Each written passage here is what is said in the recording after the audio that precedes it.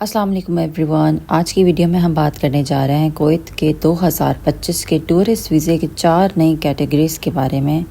और हम इसमें बात करेंगे कि ये कैटेगरीज़ क्या हैं, इनकी रिक्वायरमेंट्स क्या हैं और सबसे इम्पॉर्टेंट कौन सी कंट्रीज़ के लोग ये अप्लाई कर सकते हैं। और वीडियो को एंड तक देखिएगा, कोई भी चीज़ स्किप नहीं कीजिएगा, क्योंकि वीडियो के एंड में मैं आपको बताऊंगी कि पाकिस्तानी वीज़ा होल्डर इसमें अप्लाई कर सकते हैं कि नहीं। सबसे पहली कैटेगरी है जो उन लोगों के लिए है जिनके पास स्ट्रॉन्ग पासपोर्ट्स हैं, मतलब जिन कंट्रीज़ के पासपोर्ट्स वर्ल्ड में इकोनॉमिक और वीज़ा पावर के लिए अहम समझे जाते हैं।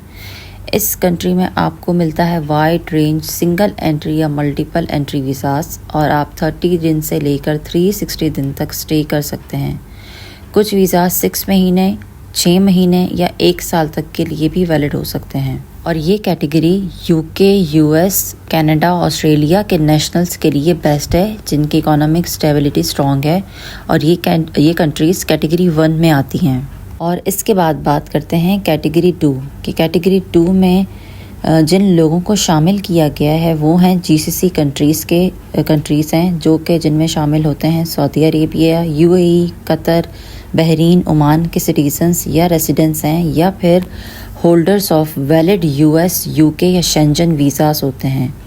ये उन कंट्रीज़ के रेसिडेंट्स जिन्हें हाई या मीडियम लेवल प्रोफेशन रखी हैं, जैसे कि डॉक्टर्स हैं, इंजीनियर्स हैं, टीचर्स हैं, अकाउंटेंट और आईटी।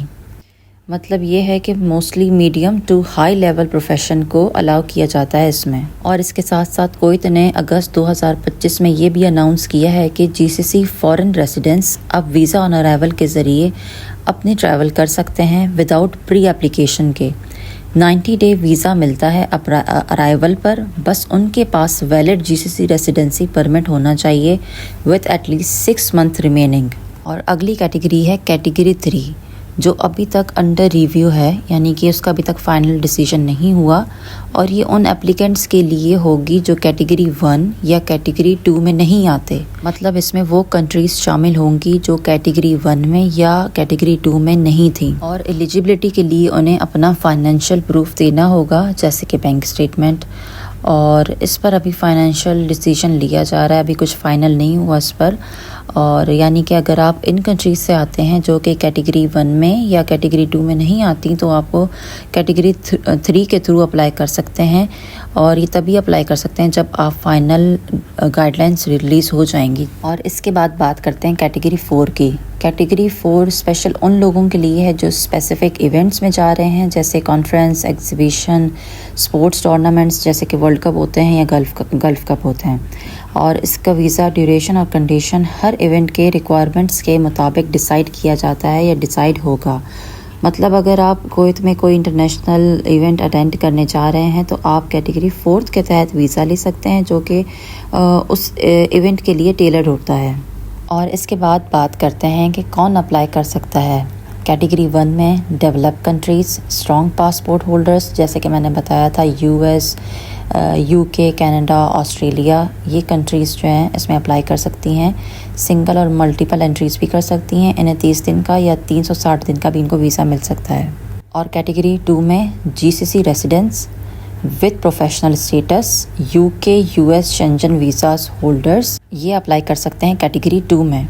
और कैटेगरी 3 में वो लोग अप्लाई कर सकते हैं जिनके पास फाइनेंशियल प्रूफ होगा, बट अभी ये अंडर रिव्यू है, और जब गाइडलाइंस फाइनल हो जाएंगी तब आप इसमें अप्लाई कर सकते हैं विद फाइनेंशियल बैंक स्टेटमेंट। और कैटेगरी 4 में वो लोग अप्लाई कर सकते हैं जिन्होंने कुवैत में कोई इवेंट्स अटेंड करना हो, जैसे कि एग्जीबिशन या टूर्नामेंट्स। और इसके अलावा अगर आप जीसीसी में रहते हैं या जीसीसी की किसी भी कंट्री में अगर आप रहते हैं, जब तक आपके पास वैलिड जीसीसी रेसिडेंसी परमिट होगा और 6 मंथ वैलिड होगा, आप वीज़ा ऑन अराइवल ले सकते हैं और डायरेक्ट कुवैत आप एंटर कर सकते हैं।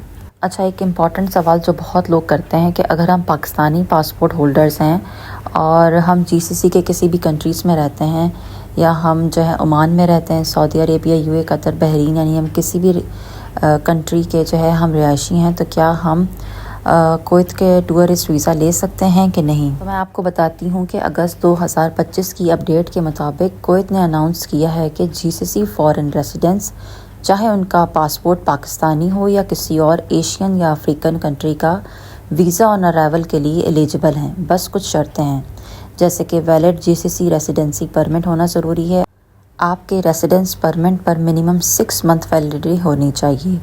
Profession requirement mostly medium to high level profession को अलाउ किया जाता है इसमें, जैसे कि मैंने बताया था कि doctor, engineer, teacher, accountant, IT.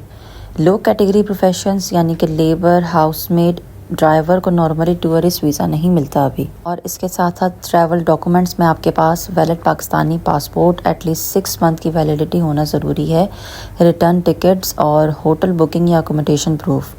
अगर ये रिक्वायरमेंट्स पूरी होती हैं तो पाकिस्तानी जीसीसी रेसिडेंट्स अराइवल पर ही कोई टूरिस्ट वीज़ा ले सकते हैं 90 डेज स्टे तक। लेकिन अगर आप जीसीसी रेसिडेंट्स नहीं हैं, मतलब डायरेक्टली पाकिस्तान से अप्लाई कर रहे हैं, तो अभी तक पाकिस्तान कैटेगरी 3 में आता है जो अंडर रिव्यू है, और उसके लिए फाइनेंशियल प्रूफ यानी कि बैंक स्टेटमेंट की शर्त रखी जा रही है। और इसके अलावा एक क्वेश्चन ये भी पूछा जा रहा था कि ऑनलाइन ई वीज़े के लिए कौन सी कंट्रीज अप्लाई कर सकती हैं।